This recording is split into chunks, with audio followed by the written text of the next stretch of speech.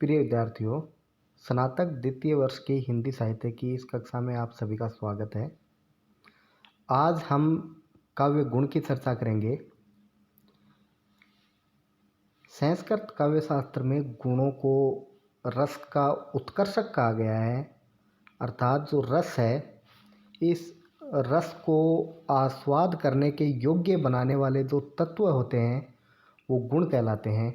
इसमें कहा गया है रसोत्कर्ष का गुणः, अर्थात रस का उत्कर्ष करने वाले, रस को सहृदय तक पहुंचाने वाले जो गुण हैं वो ही काव्य गुण कहलाते हैं। जो महत्व वीरता, उदारता, त्याग एवं क्षमा आदि सद्गुणों का मनुष्य के जीवन में होता है, वही महत्व माधुर्य, ओज, प्रसाद आदि गुणों का काव्य में होता है। जिस प्रकार मनुष्य के लिए भी कुछ गुण उपयोगी होते हैं, कुछ नैतिक मर्यादाएं उपयोगी होती हैं, उसी प्रकार के कुछ गुण हैं वो काव्य में उपयोगी होते हैं, इसलिए हम उन्हें काव्य गुण के नाम से जानते हैं। गुणों को रस का धारण करता या रस के धर्म कहा गया है। गुणों को रस की सृष्टि करने वाला भी कहा गया है, अर्थात रस की उत्पत्ति गुणों के कारण ही होती है। अतः काव्य के विधायक धर्म जो रस को उत्कर्षक बनाते हैं वे ही काव्य के गुण कहलाते हैं। अर्थात काव्य को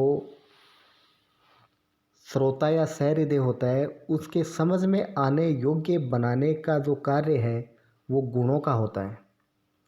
काव्य के 3 गुण माने जाते हैं: माधुर्य गुण, ओज गुण और प्रसाद गुण। अब हम देखते हैं माधुर्य गुण। अंतःकरण को आनंद, उल्लास आदि से द्रवीभूत कर देने वाली कोमल, मधुर एवं पंचम वर्णों से युक्त समासहीन अलंकारिक रचना माधुर्य गुण संपन्न रचना कहलाती है। अर्थात हम इसमें इसकी विशेषताएं देख सकते हैं कि पहली विशेषता ये होती है कि अपना जो अंतःकरण है, अर्थात अपना जो मन है, उस मन को आनंद और उल्लास से भर देने वाली रचना। अर्थात ऐसी कोई भी रचना जिसको पढ़ते ही हमारे मन में आनंद की उत्पत्ति हो, वो माधुर्य गुण से ओतप्रोत रचना मानी जाती है। दूसरी, कोमल और मधुर वर्ण होने चाहिए, उसमें पंचम वर्णों से युक्त होनी चाहिए। पंचम वर्ण वो होते हैं जो जिसे हम नासिक वर्ण भी कहते हैं, जिनका उच्चारण करने में जो श्वास ध्वनि है वो नाक से भी बाहर निकलती है, जैसे न, ये, न, में, ये पंचम वर्ण कहलाते हैं। अर्थात जो वर्गीय व्यंजन है, उन वर्गीय व्यंजनों का अंतिम अक्षर पंचम वर्ण कहलाता है। तो इन पंचम वर्णों का जहाँ भी प्रयोग ज़्यादा होता है वो माधुर्य गुणयुक्त रचना मानी जाती है। दूसरी है समासहीन अलंकारिक रचना, अर्थात इसमें सामासिक पदों का प्रयोग बहुत कम किया जाता है। अर्थात जो शब्द होते हैं वो शब्द समास विहीन होते हैं, अर्थात छोटे छोटे शब्द होते हैं, बड़े बड़े शब्दों का प्रयोग इसमें नहीं किया जाता। माधुर्य का अर्थ होता है मीठा, अर्थात जो शहद के समान मीठा हो उसमें माधुर्य गुण माना जाता है।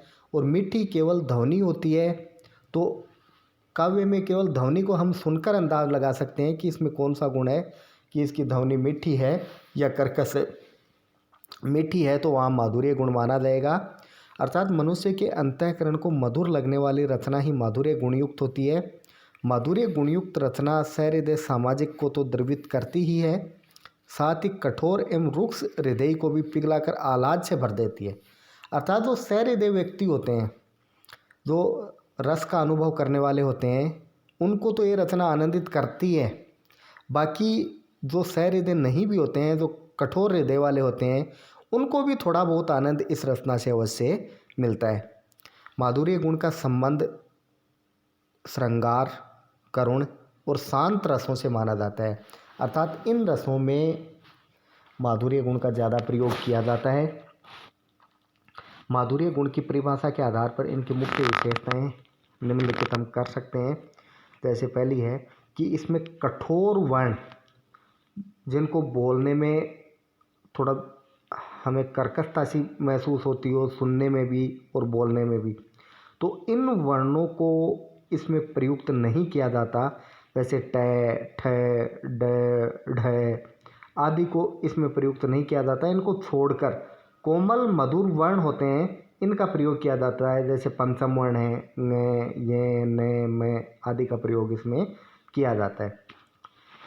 ह्रस्व र और न का प्रयोग किया जाता है। दीर्घ र और न का प्रयोग नहीं होता है। ह्रस्व और दीर्घ आप जानते हो, जिसमें छोटी मात्रा लगी होती है वो ह्रस्व होता है और बड़ी मात्रा होती है वो दीर्घ होता है। तो इसमें ह्रस्व र और न का प्रयोग किया जाता है। जैसे र है तो र में र आ जाएगा, छोटी री आ जाएगी, छोटा रू आ जाएगा, बाकी नहीं आएंगे। जैसे रा की मात्रा भी नहीं आएगी, बड़ा रू भी नहीं आएगा। तो इस प्रकार से ह्रस्व र और न का प्रयोग किया जाता है। समास या तो हो नहीं और हो तो बिल्कुल छोटे छोटे हों, अर्थात बड़े शब्द इसमें प्रयुक्त नहीं किए जाते। इसमें श्रुति माधुर्य होता है, अर्थात ऐसे वर्ण होते हैं जिनको सुनने से ही मीठे लगने वाले होते हैं। इसमें संगीतात्मकता होती है, लयात्मकता होती है, एक ऐसी ध्वनि होती है जिसको सुनते ही हमारा चित्त आनंदित हो जाता है। अनुप्रासिक छोटी छोटी पदावली से शोभित रचना होती है, अर्थात अनुप्रास अलंकार है उसकी भी इसमें विशेष उपादेयता होती है। जहाँ अनुप्रास अलंकार वर्त्यानुप्रास होता है, जहाँ बार बार किसी एक ही समान वर्ण की आवृत्ति होती है, वहाँ पर भी ये माधुर्य गुण होने की संभावना होती है, यद्यपि कठोर वर्णों का प्रयोग नहीं होना चाहिए। जैसे हम देखते हैं, अब इसका उदाहरण देखो। रुनित भृंग घंटावली झरत दान मधुनीर, मंद मंद आवत चलो कुंजर कुंज समीर। यद्यपि इसमें पवन के बारे में बताया गया है कि जो पवन है वो कुंजर की तरह किस प्रकार से चलती है, अर्थात पवन को हाथी की तरह मदमस्त होकर झूमते हुए आते हुए बताया गया है। यद्यपि इसका अर्थ हमारे समझ में आए ना आए, लेकिन इस रचना को पढ़ते ही एक मधुरता की सी ध्वनि उत्पन्न होती है, एक माधुर्य सा उत्पन्न होता है।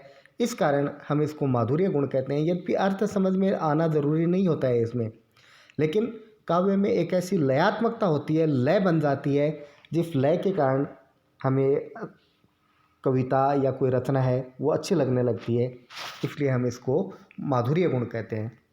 दूसरा इसका उदाहरण देखते हैं। ललित कपूर में न कीरत कुमोदिनी में, कुंद में न कास में, कपास में न कंद में, कहे पद्माकर न हंस में न हासहु में, हिम में न हेरी हारी हिरन के वृंद में, जेति छवि गंगा की तरंगन में ताति तय, तेति छवि छीर में न छीरदी के छंद में, चैत में न चैत चांदनी हूँ में चमेलिन में, चंदन में न है न चंद चूड़ में न चंद में। तो पद्माकर ने गंगा की स्तुति में ये वर्णन किया कि गंगा की विशेषताओं का वर्णन करते हुए कहते हैं कि गंगा जो है वो सबसे अनोखी है, निराली है।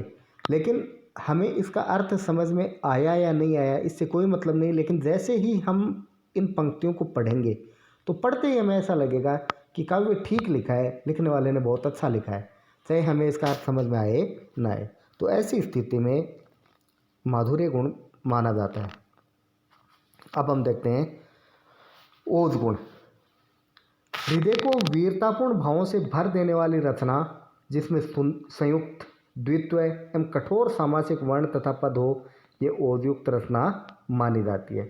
अर्थात मुख्य रूप से इसमें जो वर्ण है वो या तो संयुक्त वर्ण होंगे या द्वित्व वर्ण होंगे। द्वित्व वर्ण वो होते हैं जो एक समान वर्ण दो बार आए। जैसे हम लिखते हैं पत्ता, तो पत्ते में दो तय एक साथ आए हैं, एक आधा एक पूरा, तो इसको द्वित्व वर्ण कहा जाता है। संयुक्त वर्ण वो होते हैं जहाँ दो असमान वर्ण एक साथ आते हों बिना बीच में स्वर के प्रयोग के। जैसे हम लिखते हैं मक्खी, तो उसमें कै और कै के साथ में ख आया है, तो ये संयुक्त वर्ण। जैसे अपने अक्षय, त्रय, जय, श्रय, ये संयुक्त वर्ण माने भी जाते हैं। तो ऐसे द्वित्व, संयुक्त आदि कठोर सामासिक वर्णों का प्रयोग इसमें किया जाता है, तो ओजयुक्त रचना मानी जाती है। ओज का अर्थ होता है तेजस्विता, अर्थात ओजगुण से युक्त रचना को पढ़ने या सुनने या देखने पर सामाजिक या पाठक के हृदय में तेज, उत्साह, उत्तेजना, उल्लास आदि उत्पन्न हो जाता है और बुद्धि विस्फारित हो जाती है। अर्थात उसमें एक तरह से जोश सा आ जाता है, एक तरह की खुशी उसमें होती है ओज गुण से परिपूर्ण रचना में वीर, विभत्स और रौद्र रस विद्यमान होते हैं, अर्थात इसमें 3 रस होते हैं, वीर रस, विभत्स और रौद्र। यद्यपि किसी भी गुण का कोई स्थायी रस नहीं होता, लेकिन फिर भी इन रसों में जो वीर रस है, रौद्र है, भयानक है, इसमें इसकी संभावना ज़्यादा मानी जाती है। निम्नांकित वर्णों एवं पदों का समावेश ओज गुण से परिपूर्ण रचनाओं में होना आवश्यक माना गया है।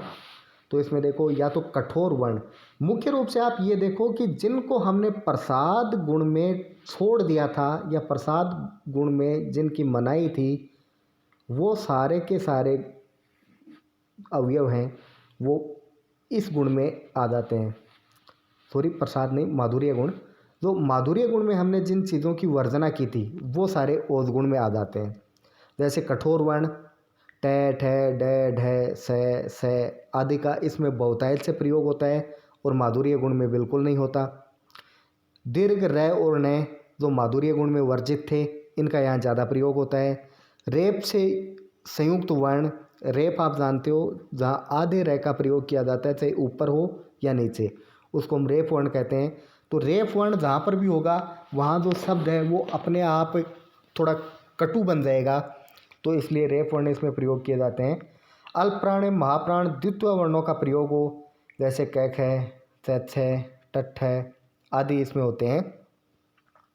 संयुक्ताक्षर तथा लंबे लंबे समास इसमें होते हैं, जैसे विगर्हणा, टंकार, समवर्णशील, गैबरन, ठेल फेल, धूरी धारा आदि या तो संयुक्त अक्षर होते हैं इसमें, या फिर लंबे लंबे शब्द होते हैं, तो इसका प्रयोग इसमें किया जाता है। अब हम देखते हैं इसका कुछ उदाहरण। लहराती थी सिर काट काट, बल खाती थी भू पाट पाट, बिखराती अवयव बाट बाट, तनती थी लोहू चाट चाट, क्षण भर में गिरते रुंडों से, मदमस्त गजों के झुंडों से, घोड़ों के विकल वितुंडों से, पट गई भूमि नर मुंडों से।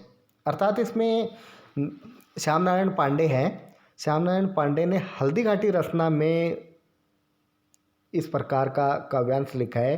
तो उसमें वर्णन किया गया है महाराणा प्रताप की तलवार का। तो इस तलवार का वर्णन इस प्रकार से किया गया है कि इसमें यदि ढंग से हम पूरा पाठ नहीं पढ़ें तो समझ में नहीं आएगा, लेकिन फिर भी इसके जो वर्ण हैं उन वर्णों को देखकर हमें ऐसा लगता है कि ज़रूर इसमें कोई ऐसी ओज वाली बात कही गई होगी, क्योंकि इसमें ट वर्ण का बार बार प्रयोग किया गया है, थोड़े शब्द भी बड़े बड़े हैं, दीर्घ र का प्रयोग भी किया गया है।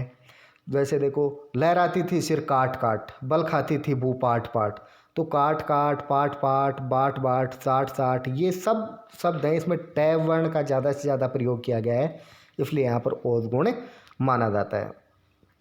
दूसरा देखो, साजी चतुरंग सेन अंग में उमंगधारी, सरजा शिवाजी अंग जीतन चलत है, भूषण बनत नाद विहद नगारन के, नदी नद मद गैबरन के रलत है। तो ये भी इसमें जो वर्णन किया गया है, ये भी सेना का वर्णन किया गया है कि सेना किस प्रकार से चलती है या सेना का आरंभ होता है तो किस प्रकार से चारों ओर की स्थिति हो जाती है। तो इसमें भी ओज गुण है। एक विशेष बात यह है कि जब भी मन में हमारा जो मन है उस मन में जोश की भावना आ जाए या फिर कोई उपदेशात्मकता की भावना जहाँ पर भी हो, वहाँ पर ओज गुण माना जाता है। तो हमने 2 गुण पढ़ लिए, माधुर्य और ओज। प्रसाद गुण हम अगली कक्षा में पढ़ेंगे। धन्यवाद।